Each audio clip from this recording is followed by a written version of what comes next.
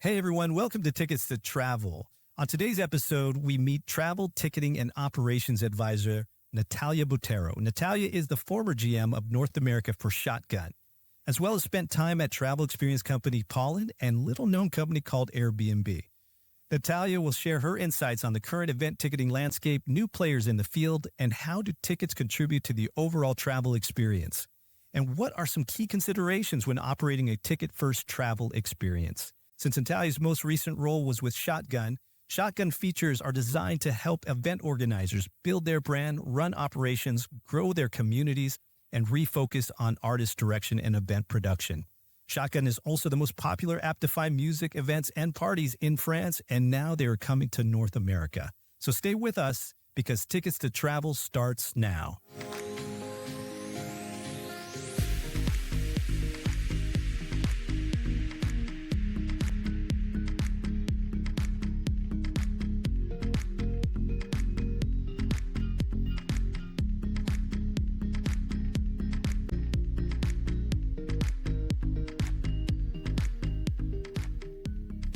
Welcome to Tickets to Travel. I'm your host, Mario Bedouin, and today we're here with Natalia Botero. How are you today? I'm great. Thank you for having me here today, Mario. I've looked at your LinkedIn profile a bit, and you have an extensive background in not just ticketing, but also in travel experiences.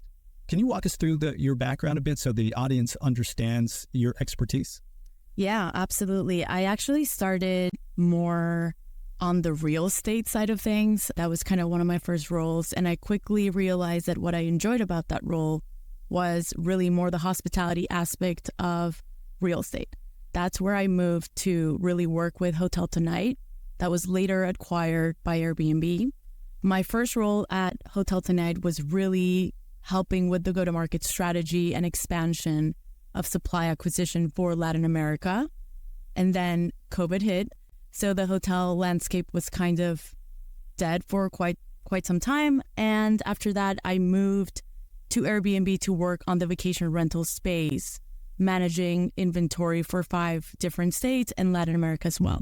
Got it. And so that sort of puts you in a good position to understand how supply on the travel side gets distributed, how it gets contracted, obviously.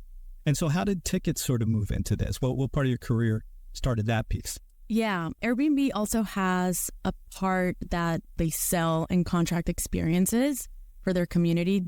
I was curious a little bit about that, and that when you and I started working together at Pollen was this exciting company that raised quite $115 million. Yeah. Right. And it was the perfect opportunity for me to get my hands on more with experiential travel and experiences itself.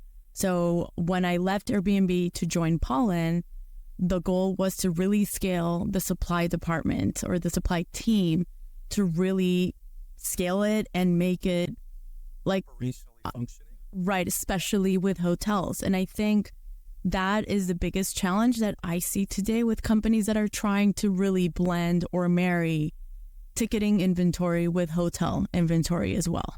Yes, it was kind of the same challenge that I realized during Pollen as well, is that a lot of the hotel contracting, the connectivity pieces didn't exist in a lot of ways.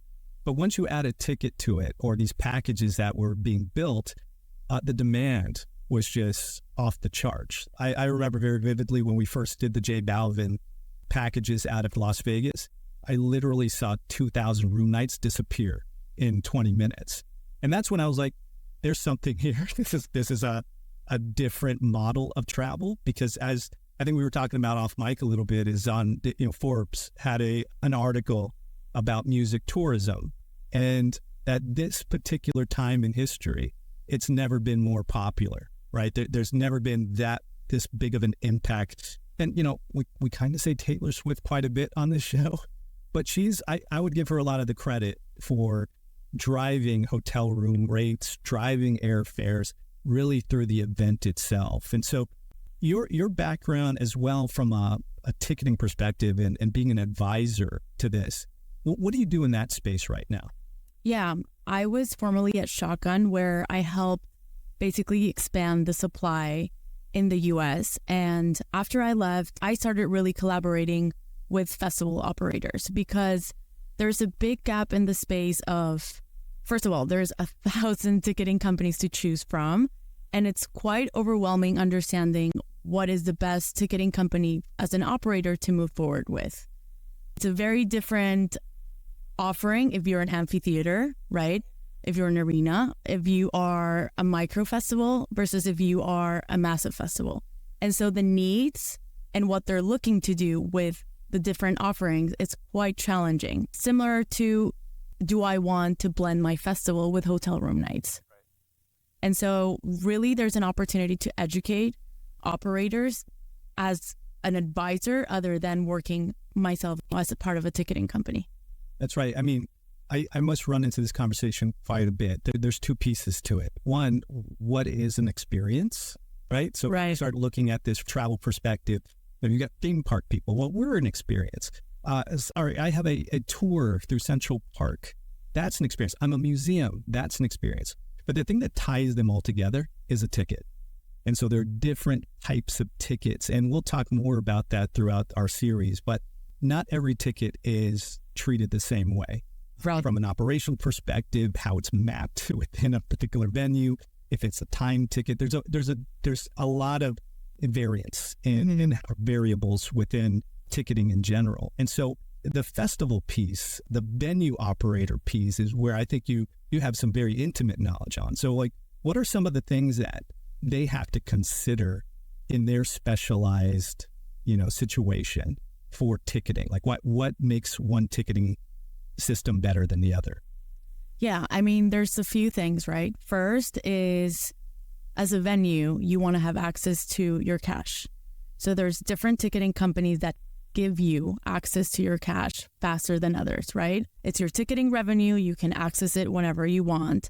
And that's kind of also a red flag for other ticketing companies that delay releasing that ticketing revenue, because most often than not, that ticketing revenue then is repurposed as an internal cash flow to acquire new business in the entertainment space. I understand. So that cash is used to sort of secure various contracts with a particular venue. And this is a regular occurrence. This is something that maybe the average fan does not understand, but in the ticketing business, it's sort of an accepted thing. It's an accepted thing, and I think it's not regulated, as we know. This is another episode where we can dive into all the ticketing companies that surface and collapse, and it's mostly mismanagement of funds assigned to promoters or venues, cash assigned to acquisition of new business. Right. As of September 20th, 2024, there's been a report this past week about the ticketing system called LYTE and how they have pretty much closed up shop.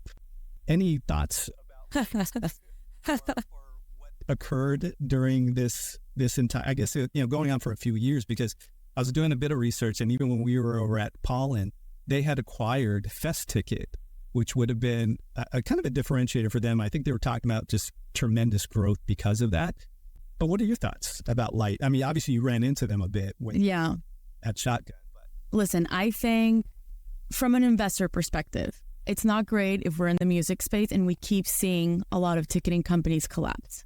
It's not great because it raises concerns and it becomes harder to really raise money for the industry. So that's the first thing. The second thing is, a lot of these companies that really develop a book of business and a business itself by raising cash. LYTE is an example, DICE is another example. It really makes it harder for them to actually bootstrap and build a sustainable business. And the third thing is, I think there's red flags, right? Like as a partner, as a promoter, festival operator, the first question I would ask to avoid running into companies that the LYTEs of the world is, do I have access to my ticketing revenue instantly? And if not, when and why, what causes that delay? I think that's a huge point. One of the things, if I'm an average fan though, in that ticketing business, because not only is it, there's a relationship to get bigger contracts, but there's also a relationship with the promoter. Right. And how does that relationship typically work? I mean, it depends. There's two avenues really. One is it's the right product and it's a match, but most often than not is an acquisition game, right? So most often it's a multi-year contract. How many events are you doing? Let me see your past ticketing data to kind of understand how much ticketing revenue you're going to bring. And most often than not, there's a sponsorship on the table. And that sponsorship comes from the estimated ticketing revenue that promoter or festival operator is going to bring to the table. And what I see most often than not is a lot of ticketing companies give extensive sponsorships that in that way the ticketing companies are not profitable ever. And they do that with hoping of acquiring a bigger book of business and then expecting that their clients or their customers are just going to stay. And that's another really hard thing in this industry, retention. That's, I think, in like acquisition, because it's a sponsorship game. It's like, okay, do you have money in the bank to pay for sponsorships? But the other thing is like, okay, after your contract's over, are you happy and satisfied with the product? Are you happy and satisfied with your account manager? Are you happy overall with the relationship? And most often than not, it's a no. And that's when you see promoters, festivals, and venues hopping every 2-3 years to another ticketing. Yep. When you talked to quite a few of them and there's a no, why? What really, is it the customer support aspect of it? There's no technology, or there's different things they want to sell on that platform that isn't really accommodated by that particular system? What is it? I think it really depends to the segment of customer that we're talking to, right? Some customers see ticketing as a brand opportunity, as a branding opportunity. So if you are an underground electronic party, you want to be a resident advisor, right? You want to be part of that community because it facilitates discovery. If you want an electronic music, that's where you're going to go. Your instinct, right? It doesn't mean necessarily that it's the best longer term for that particular client to grow their own community in an organic way, but they become dependent on that discovery platform. So that's just one example. There's other potential clients that can say, I want to work with the ticketing company that will enable best payment plans, because in American fashion, everything is an installment, everything is credit, everything is paid out through installment. And so that's another big thing. Big opportunity. If you, for example, look at Frontgate, they have documents on their website on what did they focus on product-wise in 2023. And it's all payment plans, because that's where a lot of festivals will see, perhaps like sometimes if it's properly done, incremental revenue.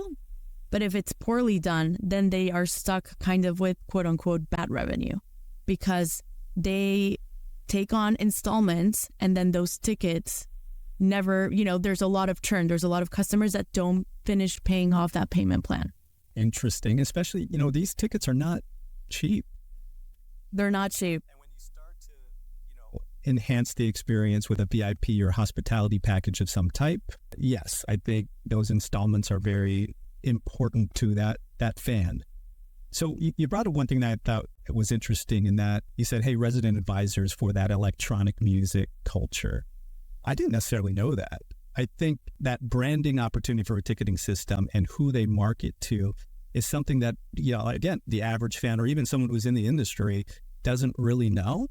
Are there other brands that you've talked to or worked with who are trying to key in into a specific community that you think has the ability to sort of take off? I mean, yes and no. I think all ticketing companies start with a specific focus. I think if you look at Tixer over the years, they were super focused on music experiences, and they started to diversify. If you see now their website, you will see there's comedy, there's food shows, sports, right? I think they're trying to start competing a little bit more with the big brands in arenas, stadiums, but those are the most expensive kind of partnerships to get into, because they require sponsorships and really hefty sponsorships to go and secure them for a few years. Got it. So Tixer's one. Tixer's one. There was a big release about Posh VIP tickets. getting, was it 22 million in funding? Yeah.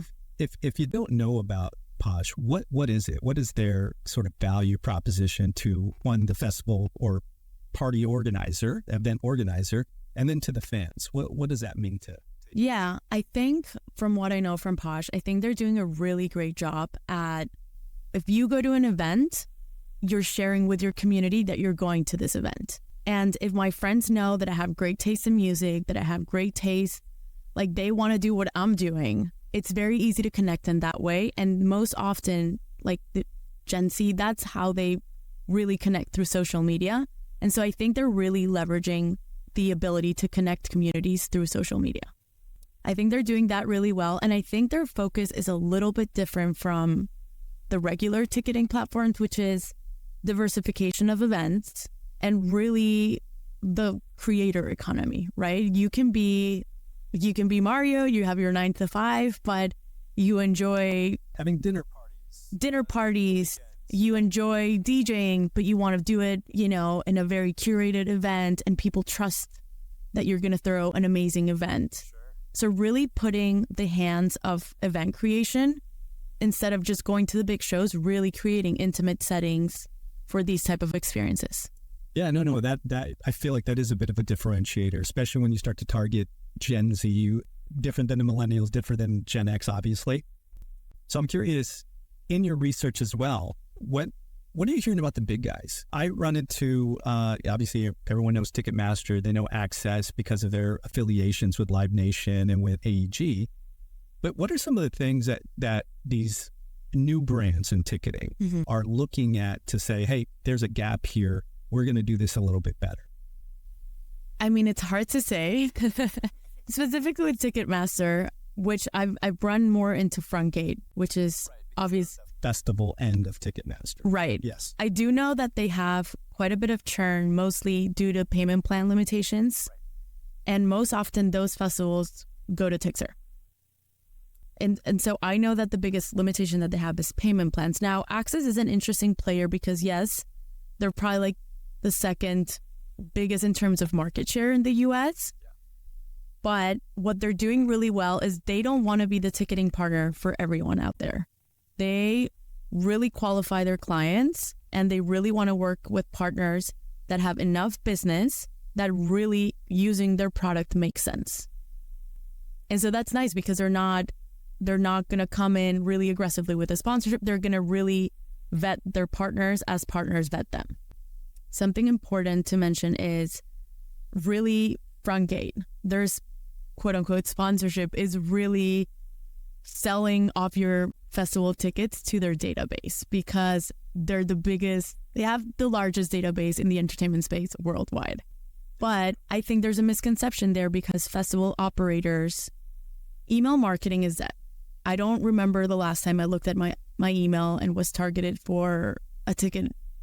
And I was like, wow, this actually sounds great. Let me go to this. Let me convert. Right. On that email. Right. On that email, that if it was that easy, right? And I think a lot of old school festival operators really do think that it's going to make a difference. And I like to challenge them and ask them, why don't you ask for conversion rates of those emails? How many of those emails actually converted in ticket sales? No, it's big. I think, when I worked in for a ticketing distribution platform, what we would constantly hear is, Ticketmaster versus SeatGeek. Well, that's another piece. People don't know that SeatGeek is actually a primary ticketing system as well. Right. It used to sit into Barclays. And so the marketing, Ticketmaster all day long. The tech, SeatGeek. So depending on how, maybe you have a bunch of Gen Z people who are working in your box office who want better tech, but there's nothing wrong with them learning the existing legacy tech in Ticketmaster. And I think both companies have done really well in terms of finding what's gonna work for those people. But again, I think this particular show is about some of these up-and-comers, other brands that come to mind that people should consider when looking at their needs for a ticketing system. Yeah, I've been looking lately into ESOL. They've been doing a great job in terms of really trying to make the whole festival and travel experience a little bit more seamless. Right. I know that a lot of festivals in Europe are kind of switching to them. I want to say also, I mean, it really depends where you're at, right? In the US. If you go more to the West Coast, you're going to have e-tickets. You're going to have C-tickets. It's kind of a little bit all over the place. Really, C-tickets, it's kind of the player that they provide great sponsorships. You're usually competing with these type of partners for these hefty contracts, but they invest their cash in sponsorships and not necessarily in product. And so it really depends like what the customer is looking for. Are you looking for a bigger installment in cash in advance, or are you looking for a product that's really going to give you the tools for you to grow your community, monetize your community, and continue to be successful?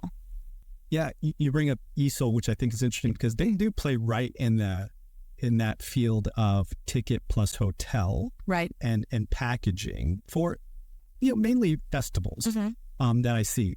Has there been? There are other companies like Crew Fair, and I think there's Impact, who there's a bunch of those in that particular space. But we used to work at a company called Pollen, which for all intents and purposes started a lot of this in a way, and it wasn't that long ago. But at the scale that we were all working through it, there was a lot of consideration, maybe not so much for the ticket, but definitely for the hotel and the overall experience, and putting that together because those experiences were cheap and they had a payment plan type of setup. So switching gears to the travel part. So we talked a little bit about tickets on that travel part. A lot of these, I'm going to know the answers, but like from your perspective, like being inside of the operational aspects of doing a buyout at a hotel, what are some of the key considerations, or at least some of the challenges that you ran into while you were at Pollen? Because I don't think that that's thought about enough in terms of a lot of I think the misconceptions that, oh, well, I just book a hotel room on Expedia. Why can't I just do that at Pollen or somewhere else, where you kind of have one event, it's static. There's been a group room block contracted for that entire property, versus if you go to an OTA, for example, you can pick as many room nights as possible. So what were some of the considerations, at least from your position, that some of these festival organizers should think about once they start to work with a travel partner as well? Yeah, I think first things first, demand validation, right? Okay, is the music experience, matching, or really is my community wanting to go to this particular destination? And are they price sensitive to paying this rate in hotels to go to my music experience? That's the first thing, because I think there's there's like a supply saturation of music experiences that are not selling really well. Access to capital, this just changed last week, but access to capital is expensive this year. And so there needs to be a market correction for that, right? You see Burning Man this year, they struggled to sell tickets. They really did. They were trying to move tickets very far out. And so that's a consideration. First, demand validation. Is this event going to work in this destination? Then after you go through that is really trying to streamline operations, because the old school of contracting hotels and managing attrition it's painful. It's painful, it's risky, it's expensive if you go over that attrition and you're stuck with rooms. So that is something to consider as well. If there's an opportunity to facilitate an integration because you've done your demand validation and you know that you're going to be working with this property longer term, that's the way to go. The big challenge is if I am going to a concert and the concert's in Mexico and I look at their hotel packages, and if I am stuck with a hotel with really tight cancellations because of that attrition in the contract, I rather book through Expedia, that I can cancel the room if I want to 3 months in advance. And so why take that risk? Yeah, I think the connectivity aspect is tough, because what most people don't understand is the way that the hotel is being contracted for a specific event. You mentioned attrition, and attrition is a piece that, how do we define it? I guess for layman's purposes, yes, it is the deadline that you have in a contract to reduce rooms And the terms of that reduction change per contract, right? It could be 20% of the contracted rooms. It could be by night. So that really depends. And that's a whole other episode. But it's basically until what date, what timeline in your contract you can reduce either rooms or nights without having to pay for that. Yes, because I'm a little rusty, but I remember most of the contracts, unless you had a really amazing relationship with the hotel, and that takes a little bit of time. Right. It was it 10% upfront, 20, and then 30 days prior to arrival, it's 50. That's typically how that works in terms of paying for that block. So right. You give them that 30-day window to, and here's where I was getting at originally. The rooming list and the connectivity piece is very labor intensive, especially when you have, I think what the other piece that people don't understand when they do these travel or music experiences is that you're buying one block and then sometimes you have a 2-night stay, sometimes you have a 4-night stay, and trying to allocate that room first from the brand's perspective who sold it, and then to push that rooming list back to the hotel or resort to confirm all of it, and then be able to push back a confirmation number for that guest to feel secure that they have a room assigned. Very, very hard. And at this particular time, there isn't true group connectivity. And so essentially when a company comes into a particular resort, you got to throw people at it. There's a number of people in that reservations department who take the rooming list that come in, and hopefully you've done it 30 days prior. And then they are manually entering in these confirmations, the bookings, and then getting a confirmation number and then communicating that back. That is a piece that not many people understand. And I think that creates a ton of labor and just operational inefficiencies is the lack of connectivity.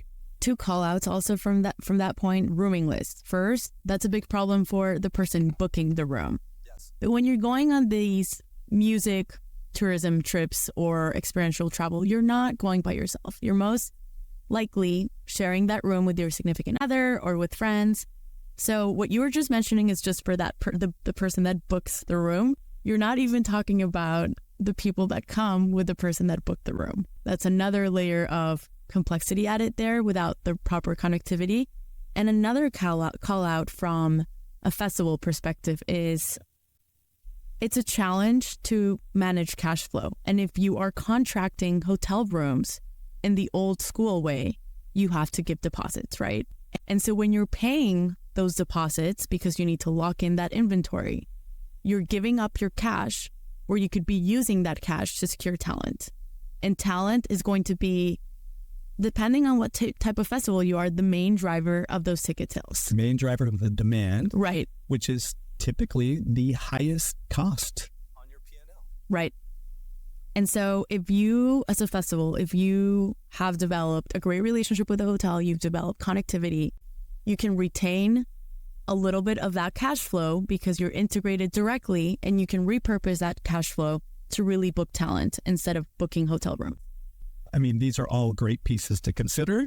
I don't know if anybody, and I think you brought it up with eSOL, and I know that's more of it's a tool for the promoter to manage it themselves to a certain degree. It's not like eSOL's putting together that type of, or I could be wrong, in terms of contracting the hotels and making sure that rooming lists and confirmation numbers get delivered in the right way.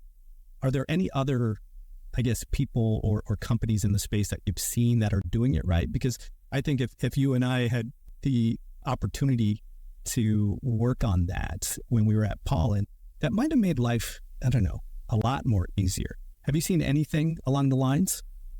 I think, quote unquote, right would be really developing that integration.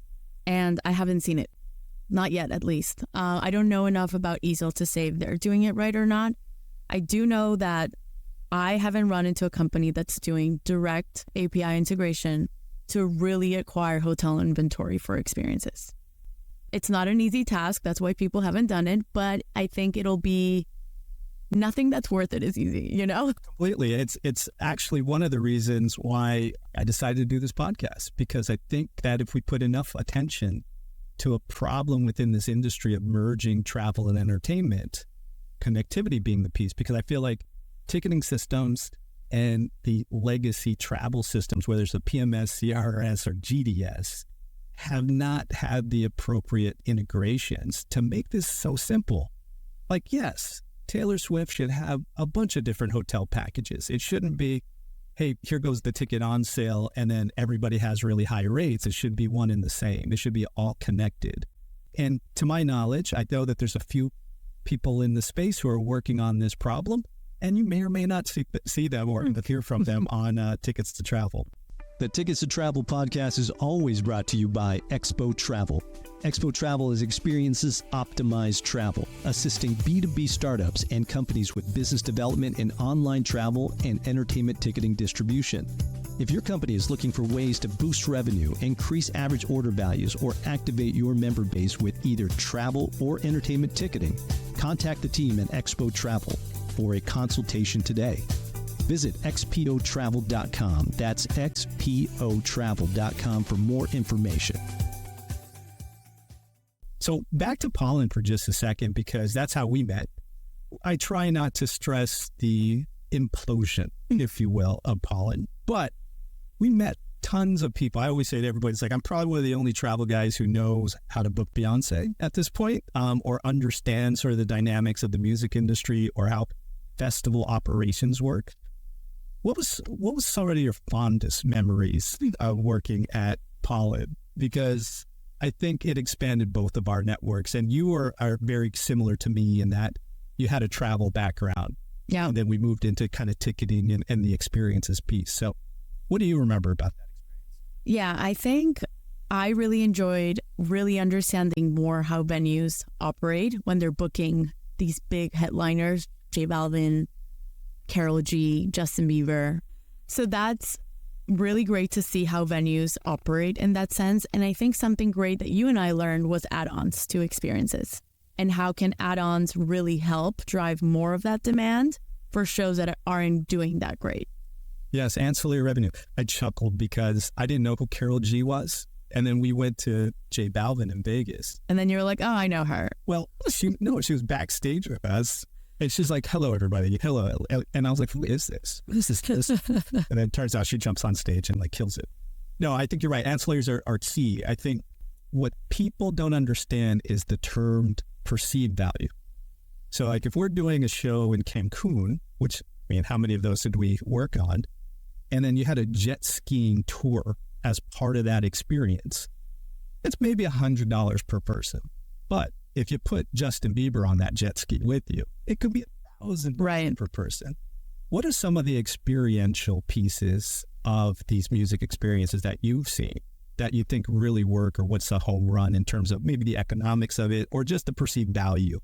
Yeah, I think it really depends what experience you're selling, right? If you're selling an experience that's about wellness, that's about, curated DJs, and like adding experiences around that fit your brand would really go a long way. I think the best way to think about it is I want the people that buy the token, my ticket to this event, to have their itinerary plan from A to C. All they need to do is buy that token, buy that ticket. They don't need to plan anything else. And so I think most often festival operators go a little too on the loose and creating really complex things that don't add to the experience. That's when it's not as attractive. Give me an example of that. I'm trying to think, like perhaps a random yoga class when you're doing an Afro House festival. No, it's true, because it's a cheap way. It's a cheap way, but does it really go? Right. Like I've seen a lot of festivals do like shuffle dance classes. And depending on the music, it actually goes really well because there's a community of shufflers that go to these events that want to connect with their fellow dancers and really, immerse in that experience and then rave together. Right. So, and again, scheduling that class is probably not going to break the bank, but it's going to bring sub-communities of your community together. Right. No, it's big. It reminds me of, I used to work for this company called Living Social, and we would do these packages at bed and breakfast. And it was just the right way to market it in a lot of ways to a bed and breakfast, because at that point it was millennials was the key audience, right? And the bed and breakfast, we walk in the door and say, let's be honest, your audience, they're dying. They're literally passing away. You got doilies here. You got, it's a very old property. So how are you going to get new people into the pipeline? How are you going to target those millennials? And they're like, we have no clue. Well, you're going to sell a package that we're going to drop the marketing right in New York City. And if you're a 2 to 3 hour drive, you're going to be able to well, how do I build a package? We would literally walk around the property and be like, is that an ice cream maker? Like, yeah, great. Well, we can make an ice cream making class, perceived value of $50 per person per night. And then, you know what, we schedule it. Same thing with a bar, drink, a mixology class. These perceived value pieces, I think, was sort of the training for us to be very creative in how to build a package. And so essentially now you have this on a larger scale with these various travel experience in terms of perceived value in the add-ons. What are some of the things to look out for in travel experiences coming up? Has anything sort of struck your fancy and said, hey, listen, this is the new thing? Honestly, no, because I think the biggest challenge there... It still exists here right now. Right. It's the marketing of experiential and music experiences. If I find out discovery first, it's the main issue, right? Like if you're not quote unquote on the scene, if you don't go to all the festivals, right? If you just... You're not a festie. Right. How do you discover events that align with what you like? I know there's platforms out there like Bands in Town, but not everybody knows about these, right? So really matching the right client with the right experience. That's been a challenge, and it's a challenge that we encounter at Pollen. I think that's number one. I think also going back to connectivity, when you do find an experience that has everything packaged, as a consumer, it's still better for me to buy the ticket, look at all the hotels, because I do like vetting my hotels. Not everyone does, but I do. And really selecting the hotel that I like to stay in with more flexibility, because after COVID, people are booking more than ever last minute. They're buying tickets to experiences at the very last minute. They don't care if they need to pay premium for it. Right. Because flexibility has a price. Yes. So it's discoverability and connectivity to give the power back to the fan to make sure that they can it's almost, here's the content, but I get to customize it. Right. And having the technology in between to allow them to. Yeah. And just to add a little bit to that discovering experiences. Okay, say you use Spotify, right? And you tell me your favorite artist on Spotify. Currently, let's say Jungle. Okay. Love Jungle. Sure. Saw them in Red Rocks. Amazing. Okay. But imagine LYTE Flex. Imagine you go on Spotify, you listen to Jungle, and you're like, okay, let me discover through Spotify, when are they going to be playing? Spotify will only have tickets of ticketing partners that they've integrated with. Right. And they don't most often integrate to small players. So there is a middleman in there, which is Bands in Town. But there's so many intricacies for that integration to go smoothly and for your event to pop up there to be discovered. Also, that's assuming you listen to music on Spotify. You might be on Apple Music. You might be on Amazon Music. So the travel to discovery is pretty disjointed from a streaming music perspective. And then when you're like, okay, let's forget it. You're not going to discover Jungle through your streaming preferred app.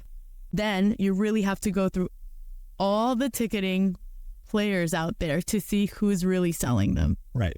Unless you think about it, because this is all in a very short kind of behavioral time period, right? Versus I'm a true fan, I'm going to go to the Jungle website and find where they're... Right. And then you have sort of this official partnership as to whoever they're going to buy it from. Most people, especially Gen Z, they don't really think about it that way. They want everything to be done right. Easy. Right. No, it's a huge point. One thing I was curious about, I mean, you spent some time at Shotgun, who has a giant following in France and also Europe and other markets. What's sort of your takeaway from festival operators in Europe versus ones who are here, or even just nightclubs? How does the cultures differ from international markets to US or North America? Yeah, I think it really depends on, I think there's a branding perspective to it, right? Because Shotgun is so big in France, there's a discoverability. If you go out in France, you download Shotgun, and that's how you discover events. It's accepted. Everybody does. Everybody does this. This is how you discover events. It's a different dynamic here because you're not necessarily going to download the app because it's such a competitive market in the US and find all of the events that you want to go to. And so that changes the dynamics of why festival operators and clubs work with Shotgun. Shotgun, what they do really well is they help organizers build communities and really monetize them. So really they, geeking out a bit, they really do add filters to databases so you can slice your community in different ways and target them. So you can target the people that buy the most expensive tickets, and really you can push some marketing campaigns to them versus like the people that have only bought one ticket and the least expensive ticket. I think it's a really smart way to think about it, but I think customer profile in the US is not, or transparently in France or anywhere entertainment-wise in the world, as advanced to really capitalize that and use that.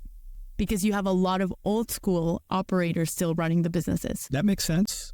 So, it's on them a bit to do the training and the educating. And that's really hard if you're selling tech as a service. Yes. I started this chat with talking about the different types of experiences. And one thing that's been kind of top of mind for a lot of people lately, especially with the Skipped Global Forum being in the city this week, is Airbnb and their approach to experiences. As an ex-person from working there, what do you think they define an experience as? I think an experience by Airbnb standards can be defined.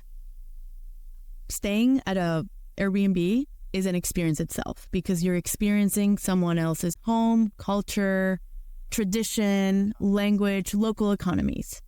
And so I think their vision is really, okay, you go to Rome, you stay at a really cool Airbnb, and then you go make pasta with a nonna, which, by the way, this grandma is one of the top experience hosts in the platform. Yeah, from my time there. She teaches, I actually went to her experience with a group, like a team activity, and we did pasta, and it was amazing. From California, I learned how to make cacio e pepe from scratch. And so in those types, so it's more of a host experience. Right. Because with the issue that comes up when you talk to theme parks, attractions, tour operators within each destination, or even a museum, because there was some thought around some host saying, I'm going to go buy a group of tickets and I'm going to walk them through the museum. Right. I'm going to be your host, not only your Airbnb host, but your city host. And that sort of rubbed these attractions and people and museum people the wrong way because they have people who are trained hosts. Right. But also, it's not really exposing all the benefits of being a group at that particular attraction or museum or whatever it may be. And so, do you think that they will ever sort of merge that experience and the host experience in a way that the bigger experience community would accept it? Because they are kind of this outlier. Everyone's just like sitting there thinking like, what is Chesky going to say? How's this going to... I would be surprised if they actually don't do it or if they're not working towards that, because people that choose to do an experience with your Airbnb host, for example, it seems like a more intimate experience than going to directly the museum or going to another company like Get Your Guide, right? And looking for experiences there. I think it's a great opportunity to keep everything in-house. You book your Airbnb, you know how Airbnb works. You can look at the experience, the reviews, you can add it there. And so it's a good way to keep everything under one roof. I would be surprised if they don't do it. Makes sense. I mean, I know the brand, the culture, the overall design are kind of the priorities for Airbnb. Yeah. And so, over the last, I want to say 5-6 years, it's been kind of this adversarial relationship with some of these people in that, one day tour. Right. You can search LinkedIn and there's tons of people out giving their opinions about it. But I agree with you. I think they got to figure out some way to make that happen. And, maybe they'll come and talk about it at some point. But I think that they're primed to do it. Something also that I like to add there, forget about hosting you in their home or an experience. Let's go back to the concept of the creator economy, which ties back to Posh, right? And I think it's really, can I create my home to be a hospitality experience? Can I design my house, or can I make the experience to host other people here? With my knowledge of my own local town, can I make this experience for people that are out of town? It's, to some degree, it's the own individual creator economy. The difference with Airbnb is that model works because they own it. Yeah. They're the platform for it. But I think what a lot of other, third parties or who would be their suppliers in a lot of ways for official experiences done with a host, they're looking for distribution, right? So in the same way, we're probably a couple years out. Mm-hmm. What's stopping an Easel doing, or a Crew Fair or a Jam Pack doing a distribution deal with Airbnb to want to get access to their kind of host supply on experiences and vice versa, but them to put a music experience on that platform, which I think it's probably easier on non-Airbnb type of PAs, but that's kind of the next step. So you have other people sort of creating the experience, but then being able to distribute. And what's going to happen is Airbnb is going to be like, I approve you, I don't approve you. They're going to curate each one of those, those experiences that get to be on the platform. Or maybe they'll do some deal in the background and someone will be able to manage it for them. Right. I mean, I also think there's a big demand in the travel space for curating experiences. Let's forget for a minute about music experiences. You're seeing a lot of smaller companies emerge, like Fora Travel. You also see Picasso, and they're the high-end travel experience from A to Z. Because when you're going on vacation, you don't want to stress about planning your vacation. Which is a first world problem really to have, but it's a thing. It is. And so I would be surprised if longer term companies like Airbnb or Expedia don't include some of those offerings in their platforms to make it even more easy for people to book their vacation, everything in-house with an advisor from end to finish. Yeah, no, I think you're right. Getting access, again, it comes back to tech. Right. And this is kind of the space that I'm in every day, is trying to find the complementary technology to take in that API of supply or vice versa, or distribute it. And Fora is a good example where they're a new tech company. Mm-hmm. They provide tools for advisors to set up shop and be their own, business, but they still have to get access for that advisor. To that supply. So whether it's a hotel room or a rental car, whatever it might be, it's still bookable, so everyone gets their commission. And that's sort of the crux of it all, is trying to get kind of this multi-layered platform that can accept new types of supply. That's going to, gives that advisor something to sell. Hey, wouldn't you love to go see Rufus Du Sol in Morocco? Yes, I would. Right. How do you actually book that? So I think that's where we're going to get to at some point. Yeah. And if you turn that around, wild, unpopular opinion is, I think at some point, Live Nation or AEG will invest in hospitality brands. Wow, I hadn't heard that one before. I think if regulation gets tighter on Live Nation for having this choke on the industry, the easiest way for them to manage that is to own or co-own hospitality brands in the hotel space, where they can have, imagine if Live Nation owned a popular hotel in Vegas where they also have the venue to host all their acts. Well, it's funny. Have you heard of the Vi Resort? Phoenix. Yeah. I mean, I think that's kind of the first piece, but they don't own it, right? There's a bunch of developers who have built the space. And the audience who does not know, look it up. It's a beautiful place, byresort.com. We'll talk to them about doing part of the podcast, but essentially it has an 11,000 person venue where suites and standard rooms face the stage. And so Live Nation is the promoter within that venue space, but it's also a hotel. So there's a bunch of new tech that's inside of it. So I think you're right. I think that's, whether they know it or not, or much smarter people are looking at this obviously from a strategic perspective, but like that's probably where it's going to have to go. Right. Like imagine this year after all of Taylor Swift's concerts and tour, right? Do you imagine the impact that these shows have on local economies, starting just with hotels? It's huge. I mean, she injected another $5 billion into the U.S. economy. That was hotel, air, restaurants, merchandise. And what's interesting so you could flip that as well and come back to what we were talking about at the beginning. It's not just, she didn't get a piece of that $5 billion, by the way. She made billions, but she didn't get a piece of that impact. Is that something that you think a Taylor Swift would do, like create her own ticketing system and her own packages where you come to taylorswift.com and be able to make that happen and buy it? Yes and no. I mean, imagine an experience totally curated by the person that you're paying thousands to go and see, or her team.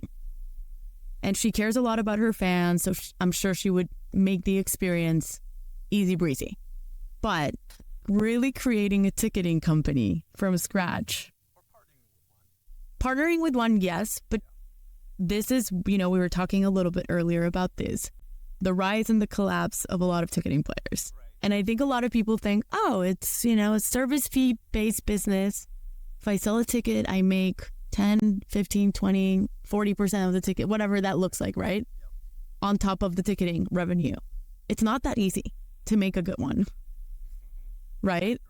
And so I think if she partners with the right ticketing platform, imagine if she had like an RFP process and she reaches out to a bunch of players and she says, if you want to work with me, these are the requirements that you have to fulfill.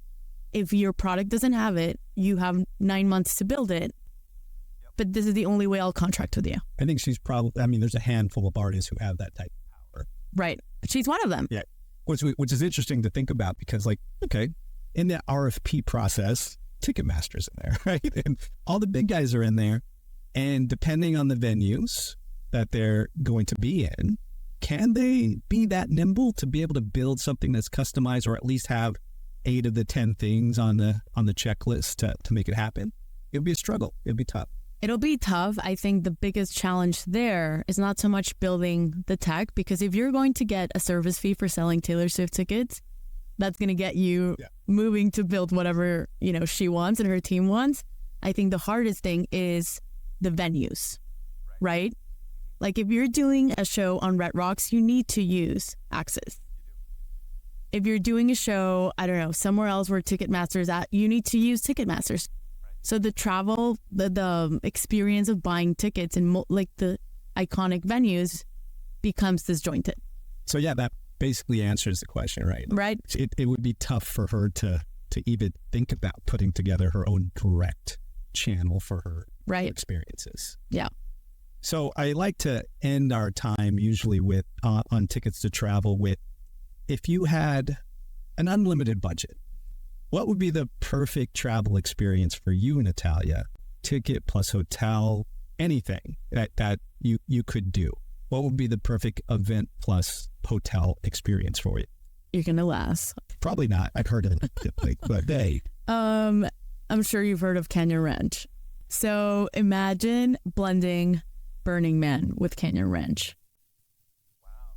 So you have the whole wellness, healthy experience, and you have the type of talent that goes to Burning Man. By the way, I've never gone to Burning Man because I don't have, it's dusty. I like to shower every day and take my time. I get it. So you're talking about a large wellness festival, and who would headline this? I would probably say Rufus would be a great headliner. Lane 8 would be another one. Black Coffee would be great. I know Canyon Ranch. Were you talking about that as the destination, or is it just the brand vibe? Because what's the destination for that? I mean, there's a few Canyon Ranch right around there. I think the one in Arizona is the first one. So that is supposed to be great, allegedly. You'll get there. You'll get Cough, cough, honeymoon coming up, maybe there. Yes. And if not, and I think that would be a great space where you like rest. You have all these add-ons that, by the way, Canyon Ranch already offers and packages really well. And then you have a production that's nearby on site that you go and see the DJs that you want to see. Got it. And you have the best of both worlds. I'm trying to think. Did we try to do something? Colin? Because Bale was pretty brilliant in that there was one project where they were working through with big brands in the family category. Do you remember this? Oh, yeah. Oh, yeah. And so it would be hypothetically a Mattel Barbie experience in Nickelodeon. Dominican Republic. Right. Yeah. And no one's really made that happen yet. I think that would be a really interesting one to pursue as well. Yes. I mean, I don't have kids, but I think as a parent, what a joy must be that you don't have to worry about your vacation. You have everything planned and all the activities are geared to entertaining your kids so you can relax and have some fun too. Absolutely. Absolutely. I'm at the point with my kids that they just want to go on roller coasters and eat really bad food. So I don't know if that's really for me, but you're right. I would say you probably get to like 8 years old and below. There's tons of family who are just looking for that. And I think there are some like family festivals. Like family-friendly festivals, right? Yeah, where you could do that. But, well, thank you very much for joining me on the show today. And hopefully we could do this again soon. Sounds great. Thank you, Mario, for having me. The Tickets to Travel podcast is always brought to you by Expo Travel. Expo Travel is experiences optimized travel, assisting B2B startups and companies with business development in online travel and entertainment ticketing distribution. If your company is looking for ways to boost revenue, increase average order values, or activate your member base with either travel or entertainment ticketing, contact the team at Expo Travel for a consultation today. Visit xpotravel.com. That's xpotravel.com for more information.